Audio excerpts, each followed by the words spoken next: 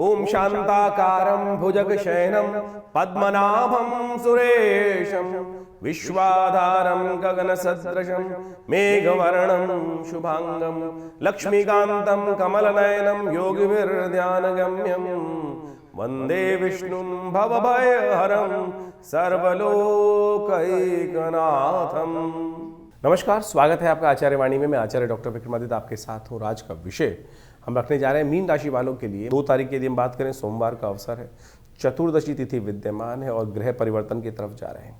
दिन आरंभ जो है वो अच्छा दिखाई दे रहा है, लेकिन आरंभ के बाद धीरे धीरे कहीं ना कहीं दोपहर के बाद से थोड़ा सा आपका जो ग्राफ है वो गिरने के योग दिखाई देते हैं। ध्यान रखिएगा आपकी राशि के दृष्टिकोण से स्वास्थ्य के मामले में कहीं ना कहीं होली भी आने वाली है।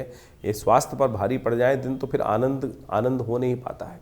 अननेसेसरी खर्चे कहीं ना कहीं थोड़ा सा समस्याओं को मीन राशि वालों को सावधानी के साथ चलने की ज़रूरत है। सत्यव्रत है, भगवान का सुंदर स्तवन करने का प्रयास कीजिए।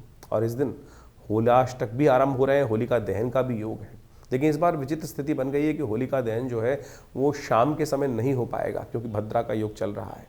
तो ऐसे में प्रातःकाल वो रहेगा, वो सब बताएंगे। लेकिन आपकी राशि के दृष्टिकोण से क्या उपाय आपको कर लेना चाहिए, क्योंकि होली जले ना कब चले उसमें खास तौर पर नहीं है, लेकिन होली की अग्नि में यदि कुछ चीज़ें समर्पित कर दें तो कहा जाता है आपके जीवन से बहुत सारे कष्ट इस फागुनी में आपके जीवन में प्राप्त होने के योग बन जाते हैं। हर व्यक्ति को अवश्य करना चाहिए। मीन राशि वालों को सबसे अच्छा रहेगा हल्दी की एक गांठ लेकर, जो पूरी हल्दी की गांठ हो उसको अपने सिर पर से वार कर उस अग्नि में आप अर्पित कर दीजिए। और जब उसको वार रहे हो अपने सिर के ऊपर से तो एक मंत्र का विशेष तौर पर उच्चारण कर लें तो बहुत अच्छा रहेगा। वो मंत्र जो है ओम क्लीं नमः, ओम क्लीं नमः, ओम क्लीं नमः, इस मंत्र का कम से कम 11 बार उच्चारण कर तो आपके जीवन से समस्त कष्टों को दूर करने के लिए माँ भगवती सरस्वती, भगवान कृष्ण अवश्य कुछ न कुछ रास्ता बनाने का योग बन जाएगा। या की रही भावना जैसी, तो आपकी भावना पवित्र हो और इस काम से ये कार्य करें तो सामने वाले ने अपवित्र भावना से आपके ऊपर कई नज़र इत्यादि दोष इत्यादि लगा रखे हों तो उन सबसे निवृत्ति का योग बन जाएगा। कर लीजिए तो अवश्य तो आपके लिए कल्याण का योग बनेगा। होली का जो पर्व है बहुत शुभ पर्व है। भारतीय संस्कृति में इसकी बहुत ज़्यादा अधिकता महत्ता बताई गई है और ये फागुन की विशेष तौर पर पूर्णिमा की रात्रि के दिन होलिका जलने का महत्व माना जाता है। भारतीय संस्कृति में होलिका दहन एक अद्भुत योग शास्त्र में लेके आती है। इसका काल बहुत ज़बरदस्त तरीके से शास्त्र में गणित किया जाता है कि कब जलाई जाए होली, क्योंकि होली का एक ऐसा पर्व है कि शास्त्र के दृष्टिकोण से यदि ये होली को हम सही रूप से कर लें तो हमारे लिए ये अद्भुत शुभ योग बना देते हैं, और कहीं इसको अशुभ किया तो बहुत सारे कष्ट जीवन में उत्पन्न करने के योग बना देते हैं।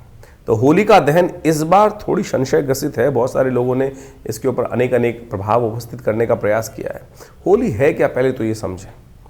शास्त्र में कहा जाता है कि भक्त प्रहलाद जो भक्त भगवान के परम भक्त थे और हिरण्यकश्यप के पुत्र थे, तो हिरण्यकश्यप जो अपने आप को स्वयं परमात्मा घोषित कर चुके थे, भगवान विष्णु के विरोधी बन गए थे। कहा जाता है कि विरोधी परमात्मा तो हमेशा कल्याण का मार्ग ही बताते हैं। तो सोचो उस ऐसे दुष्ट के यहाँ भक्त प्रहलाद पैदा हुए और प्रहलाद जी ने भगवान की अनन्य श्रद्धा के साथ पूरी बाल्यकाल से ही उनकी सुंदर रूप से साधना करी, और साधना करने के बाद घर में ही पिता का विरोध नहीं था, सद्बुद्धि देने का कार्य था। ये परमात्मा के लिए तो सब परमात्मा की संतान ही है। कई बार कोई बच्चा विमुख हो जाता है तो क्या पिता उससे विमुख हो जाते हैं? उसका उद्धार करना ही कहीं ना कहीं परमात्मा का लक्ष्य है। तो उन्होंने देव कृपा से उन्होंने उनके घर में ही, परमात्मा की कृपा से उनके घर में ही भक्त प्रहलाद उपस्थित हुआ। तो कहा जाता है भक्त प्रहलाद बाल्यकाल से ही भगवान की श्रद्धा करते थे। घटना बहुत बड़ी है और अनेक बार पिता के साथ उनका विवाद भी हुआ। तो ऐसे में कई बार महाराज थे हिरण्यकश्यप, उन्होंने कई बार पुत्र को क्रोध में आकर मृत्यु दंड देने का प्रयास किया। एक दिन होलिका वहाँ उपस्थित होती है और अनेक का कार्य करने के बावजूद भी परमात्मा की कृपा से वो हर बार बच के आ जाते थे। कहा जाता है होलिका जो थी उन्होंने अपने पिता भाई के समक्ष जाके कहा कि मुझे अग्नि की साक्षात सिद्धि प्राप्त है, मंत्र सिद्धि प्राप्त है, और यदि मैं इसको लेकर अग्नि में बैठ जाती हूँ मैं तो जलूंगी नहीं, ये जल जाएगा। आप सोचो इतनी पुरानी आदिकाल शास्त्र में कथा थी और कहा जाता है कि वो चोला पहनकर बैठ गई थी और भगवान की कृपा हुई कि भक्त प्रहलाद बच गए और होलिका जल गई। भगवान की कृपा देखिए सुंदर रूप से करे। आज से कुछ साल पहले बोलते लोग को है वैज्ञानिक जो बात करते हैं, बोले कैसे हो सकता है। आज भी बहुत सारे ऐसे सूट्स आते हैं कि उनको पहनने के बाद आज तो वैज्ञानिक युग पराकाष्ठा में है, तो आप उसमें ऐसे सूट्स बना दिए जाते हैं कि उसके अंदर अग्नि में चले जाते हैं लोग और उससे अंदर इंसुलेशन के साथ प्रभाव से कुछ जलता नहीं है। तो भारतीय संस्कृति में कितनी पुराने काल में भी ऐसा वर्णन किया गया था तो जिससे अग्नि उसको ना जले। तो आप सोचो कि वो कितनी ज़बरदस्त चीज़ें रही होंगी। तो आज ही विज्ञान को कहा जाता है, लेकिन वो जो पुरानी कथाओं के माध्यम से भी ये कहीं ना कहीं विज्ञान की पराकाष्ठा उस वक्त भी प्राप्त थी भारतीय संस्कृति में। तो सुंदर रूप से समझें। तो होलिका तो जल गई और भक्त प्रहलाद भगवान बच गए। और उसके अगले दिन लोगों ने बड़े श्रद्धा से आनंद से जब देखा कि भक्त प्रहलाद बचे उसके अंदर बैठे हुए हैं, तो वही जो धूल थी, भस्म थी, उसी से दुरंडी खेलने की परंपरा बनी। ये तो पूरा इतिहास इस कथा का। लेकिन वास्तविक तौर पे मान के चलें कि इस होलिका दहन का समय है बिल्कुल शास्त्र के दृष्टिकोण से। होलिका की अग्नि किस तरफ जा रही है, धूम्र किस तरफ जा रहा है, इसका प्रभाव भी शास्त्र में पूरी तरह से बताया गया है, तो भी हम आपको बताएंगे। लेकिन होलिका के अंदर इस बार का जो काल गणना है वो ऐसी है कि इस बार जो होलिका जो दहन का योग बन रहा है 2 तारीख को और 3 तारीख को पूर्णिमा है। 3 तारीख को उदया तिथि है, 2 तारीख को पूर्व ग्राह्य मानी जाएगी। 3 तारीख की शाम को ग्रहण पड़ रहा है।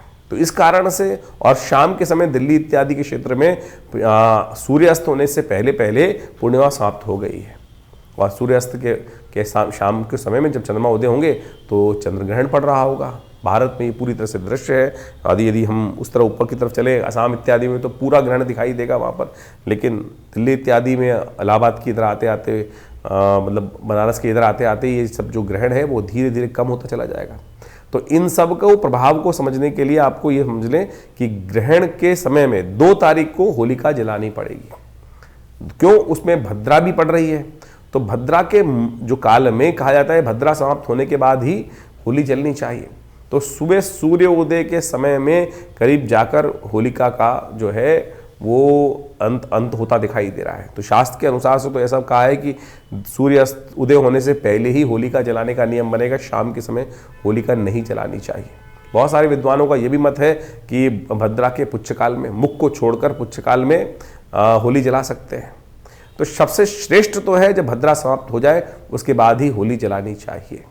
नहीं तो शास्त्र के अनुसार से कहा गया चतुर्दशी में और प्रतिपदा में होली जलाने से कई प्रकार के अनिष्ट उस क्षेत्र में हो जाते हैं, परिवार में हो जाते हैं, राज्य में होते हैं। तो इस बात का विशेष तौर पर ध्यान रखना चाहिए। पहले तो पूर्ण विधान होता था कि होली कैसे स्थापित की जाएगी, डंडिका नाम की राक्षसी वहाँ पर रहेगी और उसको स्थापित करते हुए समस्त आदि जो क्षेत्र के आदि व्याधियों को दूर करने के लिए ये सब व्यवस्थाएँ बनती थी।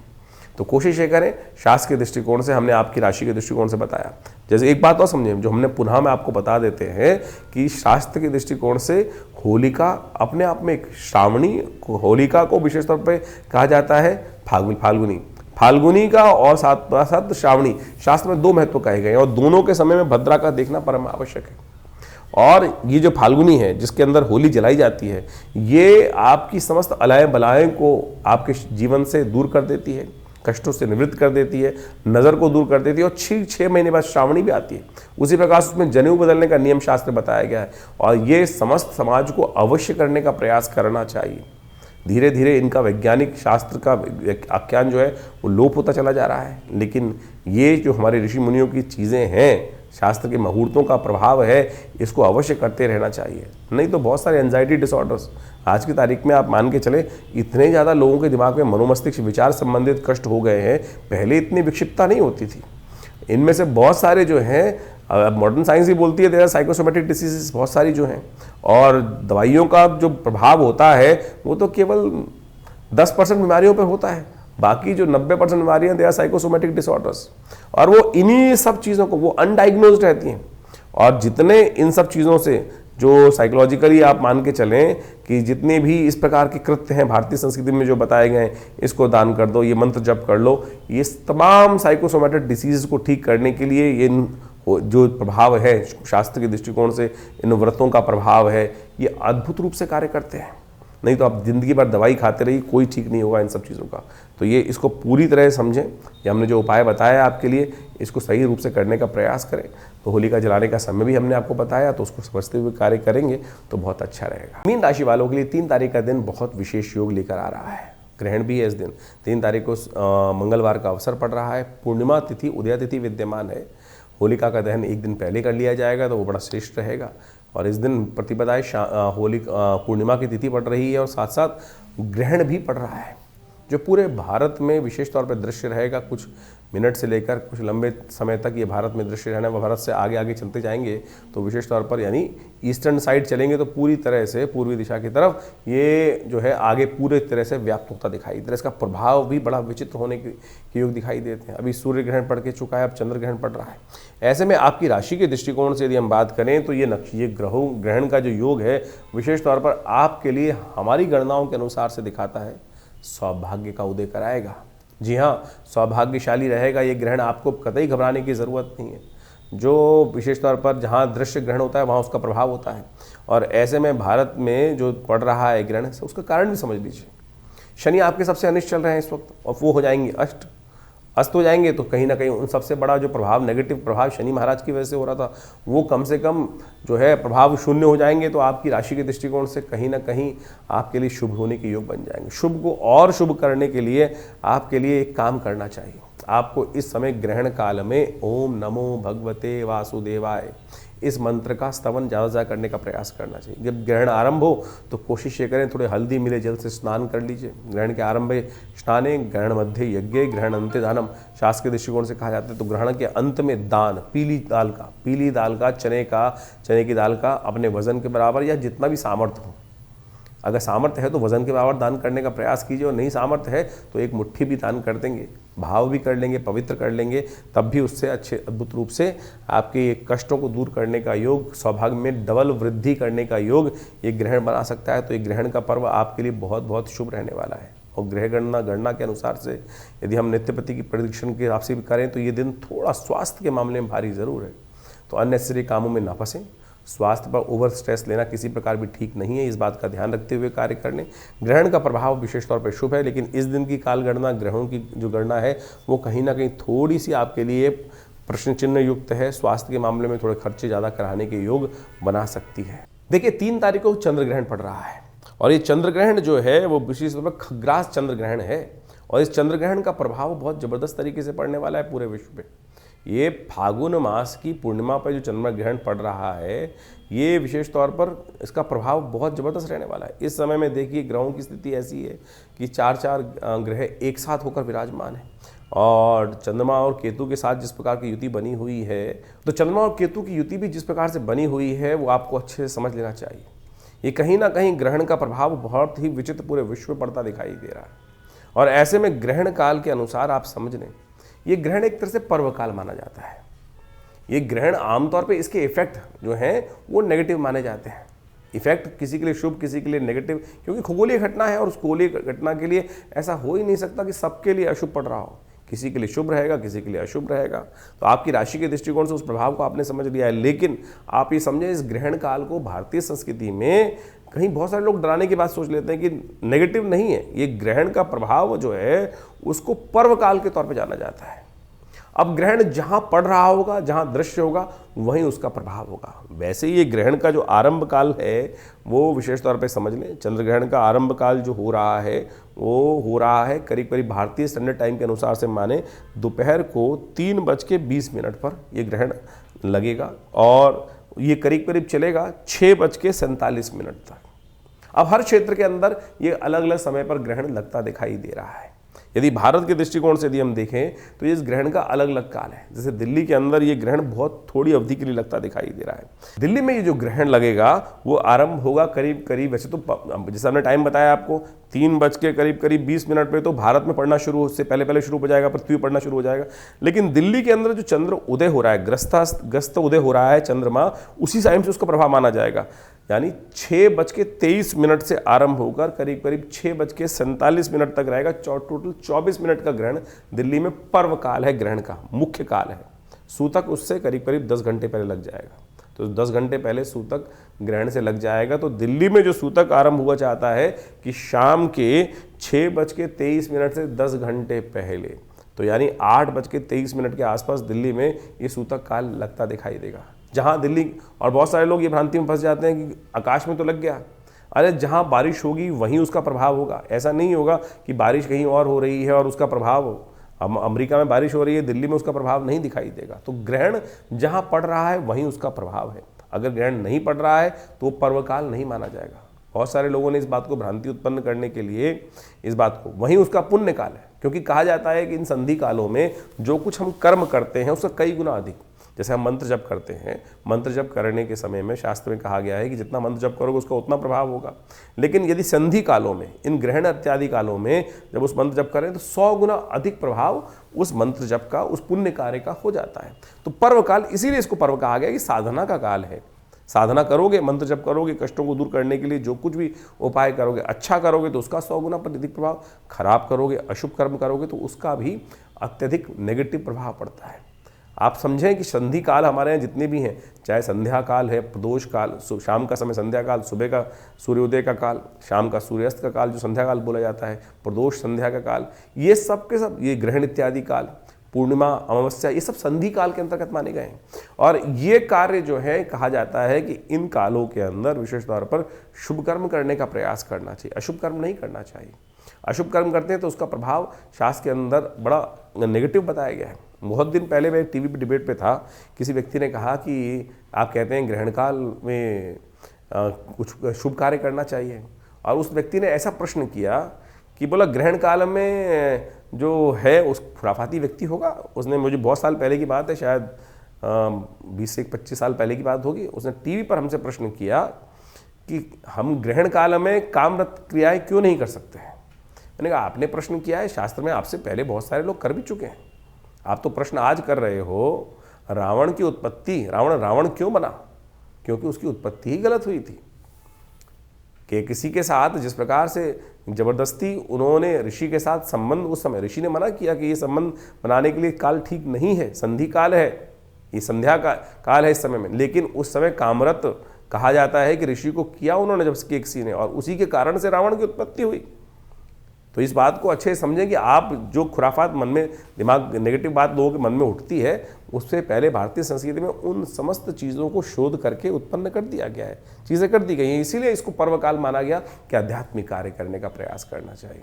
आज बहुत सारे लोग नहीं मानते हैं, और ऐसा समझें कि इसके अंदर परम वैज्ञानिक उसके विश्लेषण भी शास्त्र के अंदर उपस्थित हैं। तो इस चंद्र ग्रहण में आपके क्षेत्र में किस किस समय कौन कौन सा ग्रहण पड़ रहा है वो आप समझ लीजिए। जैसे अयोध्या के अंदर ये ग्रहण करीब करीब शुरू होने जा रहा है, करीब करीब शाम के समय 6:03 पर, और चलेगा करीब करीब वही 18:47 यानी 6:47 तक। आगरा में जो ये ग्रहण जो आरंभ होगा वो करीब करीब 6:20 से आरंभ होगा और चलेगा 6:47 तक ही। यदि अहमदाबाद की बात करें तो अहमदाबाद में केवल 1 मिनट का ग्रहण पड़ेगा, केवल 1 मिनट का।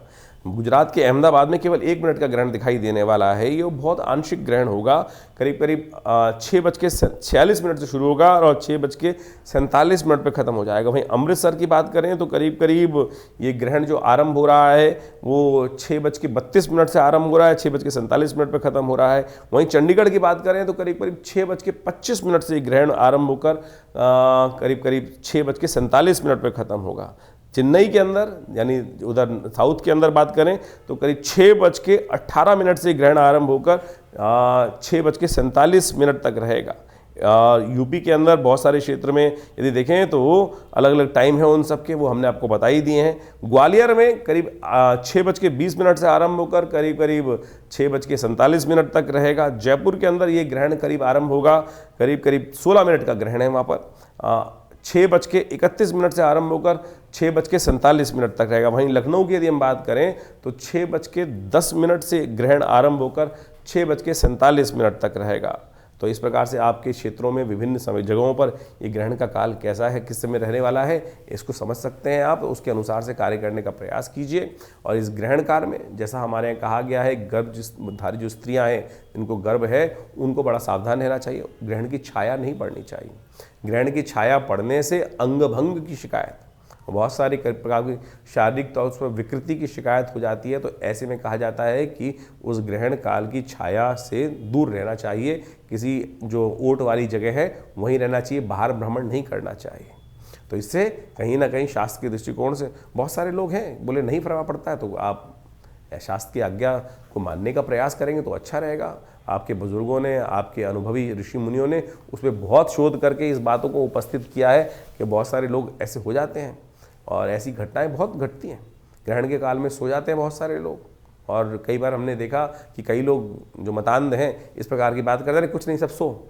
और जब शरीर में बालक के जो संतति उत्पन्न जब गर्भ में है उस पर नेगेटिव प्रभाव पड़ता है, फिर कोई मानने को तैयार नहीं होता है।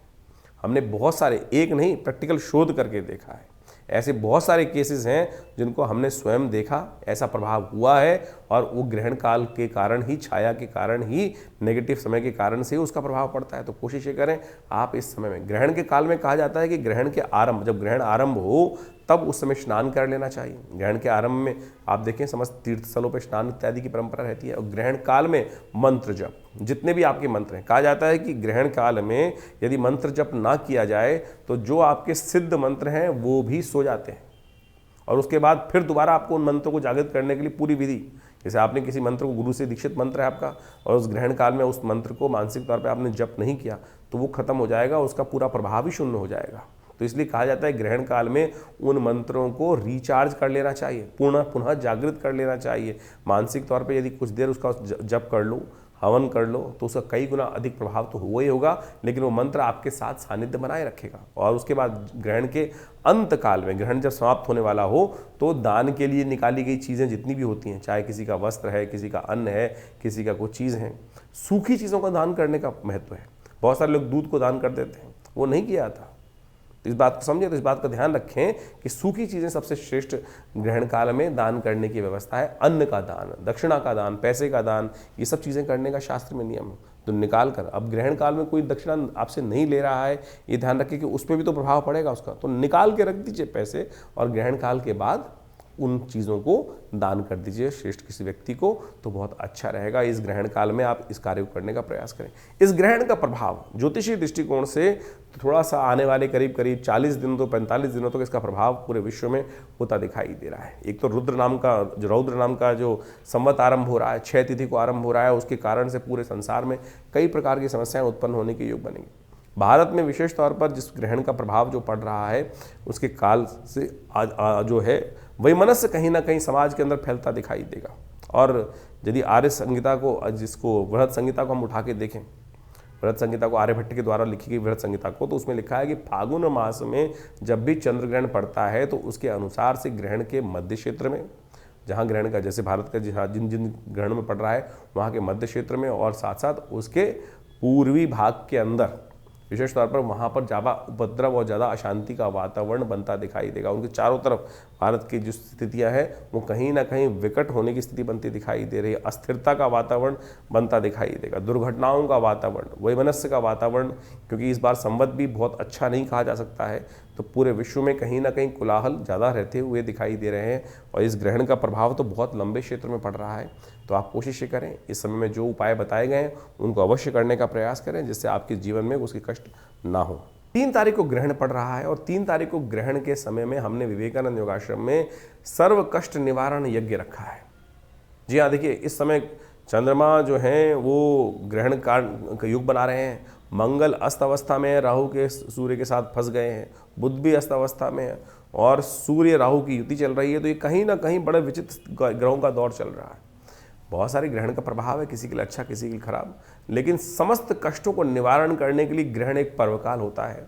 और दिल्ली में ये ग्रहण बहुत थोड़ी देर के लिए पड़ रहा है, कुछ देर के लिए पड़ रहा है, करीब करीब आप मान के चलें ये 37 मिनट का जो ग्रहण है उस समय में हमने विवेकानंद योगाश्रम में एक विशेष यज्ञ रखा है, सर्व कष्ट निवारण यज्ञ।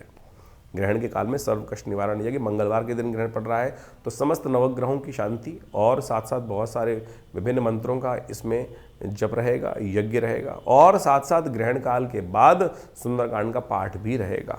तो आप सब इस कार्यक्रम में भाग ले सकते हैं। अपने स्थान को आरक्षित करने के लिए तुरंत हमारे नंबर्स पे फ़ोन करके अपना स्थान आरक्षित कर लीजिए, क्योंकि ये एक सर्व कष्ट निवारण यज्ञ है। फिर 6 महीने बाद करीब कोई ग्रहण पड़ने का योग बनेगा। तो इसमें क्योंकि रुद्र नाम का संवत भी आरंभ हो रहा है, तो उससे पहले ये मौका है कि हम समस्त आनंद से अपने कष्टों को जीवन के दूर करने के लिए भगवान का नाम जितना हो सके वो लेने का प्रयास करें। कष्ट निवृत्त होगा तो कष्ट से दूर करने का योग, जीवन में आनंद का योग बहुत सुंदर तरीके से बनेगा। मीन राशि वालों के लिए 4 तारीख का दिन बहुत विशेष है। वैसे तो सबके लिए विशेष है, होली का महापर्व है और ये होली का महापर्व आपके लिए बहुत अच्छे से योग लेकर आया, परिवर्तन का योग लेकर आ रहा है आपके लिए, और इसको परिवर्तन की तरफ ले जाना आपके ही जिम्मे है। कई बार हमारे ग्रह हल्के चल रहे होते हैं, कई बार भारी चल रहे होते हैं, तो ऐसे में ये होलिका के दिन ग्रह परिवर्तन की तरफ जो जा रहे हैं वो आपके लिए बहुत शुभ योग बनाने के लिए तैयार हैं। इस दिन एक शुक्र ग्रह का परिवर्तन होने के योग है कि वो शनि के नक्षत्र में प्रवेश कर रहे हैं, शनि के साथ बैठे हुए हैं। शनि अस्त हो जाएंगे तो ये इसका प्रभाव भी आपके लिए कहा जाता है कि एक ऐसा सुंदर योग बन जाएगा जो आपको कहीं ना कहीं अट्रैक्शन पार ला देगा। अट्रैक्ट करने की बहुत सारे जो संपदा को अट्रैक्ट करने का, शुभ को अट्रैक्ट करने का योग शनि के अस्त होते ही शुक्र के साथ युक्ति बनने से हो जाएगा। शुक्र पूर्ण ताकत में इस वक्त दिखाई दे रहे हैं आपकी राशि के दृष्टिकोण से। होली है इस दिन, होली का महापर्व आनंद का पर्व, धुलैंडी का महापर्व है। विशेष तौर पर लोगों ने बड़े आनंद से होली खेली थी जब भक्तों की मनोकामना पूर्ण हुई, प्रहलाद बच गए। तो ऐसे में आपको क्या करना चाहिए? सबसे पहले प्रहलाद की कृपा किसने करी? जहाँ पर कृपा राम की हुई ता पर कृपा करें सब कोई। तो इसलिए भगवान को प्रसन्न करने का प्रयास करें। आज संसार के लोगों को प्रसन्न करने के लिए लगे हैं। यहाँ संसार में ना निष्ठाएं बहुत जल्दी बदल जाती हैं। अपनी निष्ठा परमात्मा के प्रति रखने का प्रयास करो। अगर आपकी निष्ठा नहीं बदली तो परमात्मा तो कभी निष्ठा बदलेगा नहीं। तो इसलिए परमात्मा को अपना दोस्त, परमात्मा को अपना मित्र, भगवान को अपना मित्र बनाने का प्रयास करो, सखा बनाने का प्रयास करो। होली के दिन जैसे सखाओं के साथ होली खेलते हो ना, वैसे ही भगवान के साथ खेलने का प्रयास करो। मीन राशि वालों, आपके भाग्य के वारे न्यारे होने के, समस्त कष्ट दूर होने के योग बन जाएंगे। हमारे मत के अनुसार से आपके लिए सबसे अच्छा रहेगा या तो टेसू के फूल एकत्र कीजिए। टेसू के फूलों को एकत्र करके बाजार में मिल जाएंगे, पानी में डाल के थोड़ी देर उसको अच्छे से डाल दीजिए, रात भर डाल के रखिए, सुबह तक पानी बिल्कुल बहुत सुंदर बन जाएगा। और उसमें कोशिश है कि हल्दी का युक्त जल लेकर उसी से भगवान को स्नान कराएं। और फिर भगवान को स्नान कराने के बाद भगवान के साथ होली सुंदर रूप से खेलने का प्रयास करें। पीले पुष्प भगवान को अर्पित करने का प्रयास करें और सब हो सके तो थोड़ी सी हल्दी अर्पित करने का प्रयास करें। और फिर इसी को अपने ऊपर भी और अपने मित्रों के ऊपर भी थोड़ा आच्छादित करने का प्रयास करें। ये तो हुई असली होली। तो इसलिए आनंद रूप से आप संसार के साथ भी होली खेलें, परमात्मा के साथ भी होली खेलें। तो हमारा भाव ये है। तो इसलिए होली को रंग युक्त बनाने के लिए, भगवान की कृपा प्राप्त कराने के लिए, आनंद भगवान के साथ ही आता है। तो इस बात का ध्यान रखते हुए कार्य करेंगे तो बहुत अच्छा रहेगा। चंद्रमा बदलने जा रहा है दोपहर के बाद, वो कहीं ना कहीं आपके लिए बिल्कुल एक धूप और जैसे छाँव का परिवर्तन ऐसा करने की योग बनाएगा, शुभ योग बनाएगा दोपहर के बाद आपके लिए। तो इसलिए दोपहर से पहले का समय थोड़ा हल्का दिखाई देता है, चाहे वो स्वास्थ्य हो, चाहे वो मनोमस्तिष्क हो, चाहे वो विचार हो, थोड़ा सा हल्का दिखाई देता है। दोपहर के बाद परिवर्तन का योग आने वाले 2-3 दिन के लिए आपके लिए बड़ा सपोर्टिव बनता दिखाई दे रहा है। चैत्र मास की प्रतिपदा, कृष्ण पक्ष की प्रतिपदा के दिन होली मनाई जाती है, खेलने वाली होली, रंग जिसको कहा जाता है। आज रंग है तो वास्तविक तौर पर इस दिन होली रंग के रूप में मनाई जाती है। कारण क्या था? भक्त प्रहलाद बच गए थे, होलिका जल गई थी।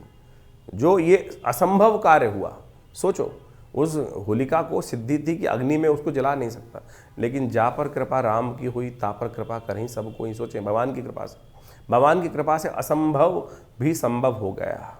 वहाँ पर होलिका जल गई और उसकी अग्नि के बीच में जो प्रहलाद भक्त बैठे हुए थे वो बाल भी माँ का ना हुआ। परमात्मा की कृपा, भगवान पर श्रद्धा, इतनी जबरदस्त तरीके की श्रद्धा कैसे उत्पन्न हो, वही उससे हर्षोल्लास से लोगों ने होली मनाई। जब होली जलाई जाती है उसके अगले दिन आमतौर पर ये पर्व मनाया जाता है। तो इस बार होली की थोड़ी सी द्वंद्वात्मक स्थिति की, क्योंकि ग्रहण भी पड़ रहा था और साथ में तो एक दिन बीच में गैप करने के बाद, एक दिन का बीच में अवकाश के बाद होली को जलाने की व्यवस्था बनाई गई है। उसी धूल से लोगों ने होली खेली थी, उसी धूल से। कहा जाता है उस वक्त तो रंग की व्यवस्था क्या मतलब थी। आमतौर पे जब इतना लोगों ने देखा कि एक असंभव संभव हो गया तो उसी भस्म से, और सबसे श्रेष्ठ जो है वो यज्ञ की भस्म ही है, वो होली का यज्ञ ही था। क्योंकि मंत्र सिद्धि थी होलिका को, मंत्र जप करते हुए उस अग्नि के अंदर वो विराजमान हो गई थी। तो अग्नि कैसे भक्त पर, भगवान के भक्त को जला सकती थी। तो सोचो ये चमत्कार प्रभाव हुआ और लोगों ने जब ये चमत्कार देखा तो अगले दिन सुबह जब वहाँ पर भस्म के अंदर भक्त प्रहलाद बिल्कुल जीवित तौर पर विराजमान थे, बाल भी माँ का नहीं हुआ, बाल भी जला नहीं, तब लोगों ने उसी भस्म से होली का सुंदर, तो होली आप सुंदर रूप से खेलें, आनंद से खेलें। होली के समय में कई भ्रांति भी उत्पन्न हो गई है। अब हर्षोल्लास में कहाँ से भंग आ गई? रंग में भंग ना डालें। आज की तारीख में बहुत सारे लोग किसी न किसी प्रकार से नशा कर होली के उत्सव को समाप्त करने का प्रयास करते हैं। भंग हो गया, पता नहीं कौन सी कहाँ। भारतीय संस्कृति में इन सब चीज़ों का कोई स्थान नहीं दिया गया। कहीं लोगों ने तो शिवरात्रि पर भी भंग घोटने की व्यवस्था बना दी, भगवान को प्रसाद चढ़ाने के रूप में। कहाँ शास्त्र में वर्णित है? भगवान को भंग जो चढ़ाई जाती है विजया औषधि के रूप में चढ़ाई जाती है, और वो औषधि के रूप में उस बात को जहर को काटने के लिए चढ़ाई जाती है। भंग की व्यवस्था, धतूरा इत्यादि नशे के लिए थोड़ी कर दिया गया है। ये तो लोगों के मन में किस प्रकार से जो अपने आप गलत भाव जागे और उसके कारण से लोगों ने भ्रांति उत्पन्न करने का प्रयास किया, लेकिन शास्त्र में ऐसा कहीं नहीं है। तो आप ये समझें कि जो किसी प्रकार का जो नशा करने की व्यवस्था लोग करते हैं, उसको समझने की शास्त्र में प्रमाण जो है उस प्रकार समझना चाहिए। तो आप होली खेलें, आनंद से खेलें। और एक बार और, होली के दिन बहुत सारे लोग क्या होते हैं, पुराने कपड़े पहन के आते हैं। अरे नई कपड़े सब समृद्धि का प्रतीक है। फटे हुए कपड़े पहनकर, पुराने कपड़े पहनकर कपड़े खराब हो जाएंगे। अरे एक कपड़ा ही तो है। आनंद भाव से होली का दिन, आनंद भाव से जो वस्त्र हैं वो धारण करें, आनंद से होली खेलें। और ये जो लोग कई बार दुश्मनी निकालने की बात करते हैं कि सामने वाले को रगड़ना है जी, ये करना है, वो करना है। अरे आनंद से, प्रेम का समर्पण करते हुए, जो आत्मा का परमात्मा से मिलन के रूप में होली का उत्सव शास्त्र बनाया जाता है। पुराने जमाने में तो टेसू के फूल जो थे वो पानी में डालकर, आज भी वृंदावन में उसी प्रकार से किया जाता है कि टेसू के फूलों को पानी में डालने के बाद उसका रंग जो छोड़ देते हैं, तो वो विशेष तौर पर होली खेलने की व्यवस्था बनाई जाती है। बहुत सारी जगहों तो दही में हल्दी मिलाकर और सुंदर रूप से उससे जो उपटन बनाया जाता है, उससे होली, दधिकांतोत्सव उसके रूप में शास्त्र में एक वर्णित है, वह तब मनाया जाता है। तो ऐसे होली पूरी तरह से औषधीय वर्णन है। और सोचें कि आयुर्वेदिक दृष्टिकोण से तो क्या है, बसंत का मौसम पूरी तरह चल रहा है, स्नान का महत्व है। और ऐसे में स्नान करने से, पानी में स्नान कर लेने से बहुत सारी बीमारियां भी ठीक हो जाती हैं। अब आज की तारीख में लोग ग्रीस और पता नहीं कौन कौन से जो केमिकल से युक्त रंग बना के बात करते हैं, तो कहाँ वो होली का वो प्रभाव है ही नहीं। वनस्पति दृष्टिकोण से, औषधीय दृष्टिकोण से जो होली के महत्व बताए गए हैं, तो उस तरह से होली आप खेलने का प्रयास करेंगे तो हो जो हल्दी वाला पानी, पलाश के फूलों से बनी हुई जो होली के रंग हैं, केसर के पानी से बना हुआ जो पानी जो है, वो उस तरह से भारतीय संस्कृति इतनी ज़बरदस्त संस्कृति थी। अभी इस पे कमेंट आने शुरू हो जाएंगे, मैंने केसर शब्द उच्चारण जो कर दिया है, लोग कहेंगे केसर खाने को नहीं मिलता और आप कह रहे हैं केसर से होली खेलने की व्यवस्था। हमने पूरा वर्णन आपके समक्ष किया कि हमारा देश कोई भिखारियों का देश नहीं था, सोने की चिड़िया ये देश था। तो यहाँ जो व्यवस्थाएं बनाई गई हैं आनंद के लिए पर्व थे, लेकिन आनंद में रंग में भंग किस प्रकार से कुछ गलत मानसिकता के लोगों ने किस प्रकार से उत्पन्न किया है, उसको उस तरह से हम सब समझें। चंदन के पानी से, चंदन के द्वारा, इतने सुंदर सुंदर चीज़ें भारतीय संस्कृति में विद्यमान हैं, उन सब के द्वारा। और आज की तारीख में तो पता नहीं लोग नशे में करके और कहाँ कहाँ क्या क्या स्थिति कर देते हैं, कोई नाली में पड़ा है कुछ। तो होली का बिना नशा करे ही उस परमात्मा के नाम का स्मरण कर कर जो आंतरिक भाव जो अंदर से उत्पन्न होता है, उसके साथ होली मनाने का प्रयास करें, भगवान के साथ होली खेलें। तो हमने आपको कार्यक्रम के आरंभ में जो भगवान के साथ जो उपाय बताया है उसको अवश्य कीजिएगा। फिर होली खेलेंगे ना तो फिर आनंद भी रहेगा और जाकी रही भावना जैसी, तो कहा गया ना। तो आप अवश्य सबके साथ आनंद भाव से देखने होली खेलने का प्रयास करेंगे तो बहुत अच्छा होगा। होली का पर्व आपके लिए बहुत बहुत शुभ हो। इस मार्च के आरंभ काल में इस बार कई ग्रहों का अद्भुत योगायोग बना, आपने देखा अभी, और उसके अंदर ऐसे दिव्य भी योग बने कि जिसमें छोटे छोटे उपाय कर कर आप अपने बहुत सारे जीवन के कष्टों को दूर कर सकते हैं। ग्रहण, चंद्र ग्रहण पड़ रहा है, अभी कुछ दिन पहले सूर्य ग्रहण पड़ा और पूरे विश्व में उसका प्रभाव देखने को मिल ही रहा है। जिस प्रकार से अशांति का वातावरण बन रहा है और दूसरा ग्रहण चंद्र ग्रहण पड़ रहा है, और ये समस्त ग्रहण जो है आने वाले कुछ दिनों में, क्योंकि अगला नव संवत भी आरंभ होने जा रहा है, रुद्र नाम का संवत है, 6 तिथि में ये वर्ष आरंभ हुआ चाहता है, नव वर्ष जो है नव संवत। तो ये कहीं ना कहीं इसका व्यापक प्रभाव पूरे विश्व में होता दिखाई दे रहा है। 6 तिथि से रुद्र नाम का संवत आरंभ होगा तो उसका प्रभाव पूरे विश्व में अशांति का वातावरण बनता दिखाई देगा। विश्व युद्ध का पूरा सामंजस्य स्थापित होकर ग्रहों ने योगायोग जिस प्रकार का बनाया है वो सामने उपस्थित है। शनि अपने पूर्ण रुद्र रूप में आने वाले हैं अभी कुछ दिन में, अभी तो अस्थावस्था में हो गए हैं। ये अस्थावस्था में होने के बाद कहीं ना कहीं कई राशियों पर उसका प्रभाव अलग अलग प्रकार का होगा। आपने अपनी राशि का प्रभाव समझा भी, तो आप कोशिश ये करें इन दिव्य दिनों में जो जो उपाय जब जब बनते हैं, चाहे वो होली पर, चाहे वो ग्रहण के टाइम पर, यदि और या शनि के अस्त होने के प्रभाव के अनुसार से आप अवश्य करने का प्रयास करें। भारतीय संस्कृति में इन समस्त गणनाओं को समझने का बहुत सुंदर जो कृत्य किया गया है, जिसके द्वारा ज्योतिष विज्ञान के माध्यम से इन ग्रह गणनाओं, काल गणनाओं को समझने का रास्ता बनाया गया है। ये वास्तविक तौर पर माने ये जीवन में चमत्कार उपस्थित करता है। ग्रह गणना योग ज्योतिष के अनुसार से एक ऐसी चीज़ है कि जिसको देश काल परिस्थिति के अनुसार से आप समझेंगे तो आपके जीवन में क्या कुछ अशुभ होने वाला है, शुभ होने वाला है, उसका पूर्व ज्ञात आपको प्राप्त हो जाता है। तो कोशिश ये करें इन समस्त गणनाओं का प्रभाव अपने जीवन में, देखिए बड़े भाग्य मानुष तन भावा, इस भाव को ध्यान रखें हम। बड़े भाग्य से मानुष तन प्राप्त होता है और इसमें इन सब वैज्ञानिक पद्धतियों का जो ज्योतिष विज्ञान के अनुसार से या काल गणना के अनुसार से ज्योतिष के हमारे प्राचीन आचार्य ऋषि मुनियों ने उनकी सबकी व्यवस्था भारतीय संस्कृति में उपस्थित करी, पूरे विश्व में उसको समझकर उसके लिए लाभ लिया और संसार में उसका लाभ आज भी पहुंचता है। तो कोशिश ये करें, विडंबनाओं में तो इस संसार में अनेक प्रकार से लोग डालने का प्रयास करते हैं। ये समय जो है, आज बहुत सारे लोग पाश्चात्य संस्कृति में या कुछ कम्युनिस्ट टाइप के लोग इस प्रकार के मनोमस्तिष्क में जो है द्वंद्व उत्पन्न करने का प्रयास करते हैं। इन सबका कोई प्रभाव नहीं है। देखिए संस्कृति का जो एक किसी के व्यक्ति का भाग्योदय काल है, किसी संस्कृति का भाग्योदय काल है, किसी का क्षय काल है, तो ये संसार में सभी चलता रहता है। और इस बात से बहुत सारे लोग आज जिनका समय अच्छा चल रहा होता है, कई बार उदासीन भाव के हो जाते हैं, अरे कुछ नहीं होता। सब ज्योतिष काल गणना एक ऐसी परिष्कृत पद्धति है जिसकी गणनाएं आज भी किसी मॉडर्न कंप्यूटर के बराबर ही आपको प्राप्त होती हैं और अनादिकाल से उस व्यवस्था को समझाने की बात शास्त्र में बताई गई है, समझी गई है। कैसे कब ग्रहण पड़ने वाला है, कब ग्रहों का परिवर्तन होने वाला है, कब वो ग्रह आकाश से लोप हो जाएगा, कब वो दिखाई देगा, कब वो नहीं दिखाई देगा। आज तो लोग कह देते हैं कि ऋषियों ने केवल देखकर, आकाश में देखकर, आकाशमंडल में देखकर, इन नेत्र मात्रों से ही अनुभव के माध्यम से प्रत्यक्ष देखने के बाद किया। अरे आज देख लो भाई, आज की तारीख में भी कुछ दिन पहले एक टीवी डिबेट पे बहुत सारे लोग बैठे हुए थे हमारे साथ। उनमें से कुछ तो ऐसे बहरूपिये थे कि कार्यक्रम शुरू होने से पहले टीवी पे बैठने के लिए अपनी अंगूठियाँ तक उतार के आ जाते हैं और टीवी पर बैठकर लगातार अनर्गल प्रलाप करने का प्रयास करते हैं, लोगों को भ्रांति उत्पन्न करने का प्रयास करते हैं। तो आप कोशिश ये करें, हमारे अपने पूर्वज ज्योतिष विज्ञान के जो भी कार्य उन्होंने किए, हमारे पूर्वजों ने, वो हमारे कल्याण के लिए किए हैं।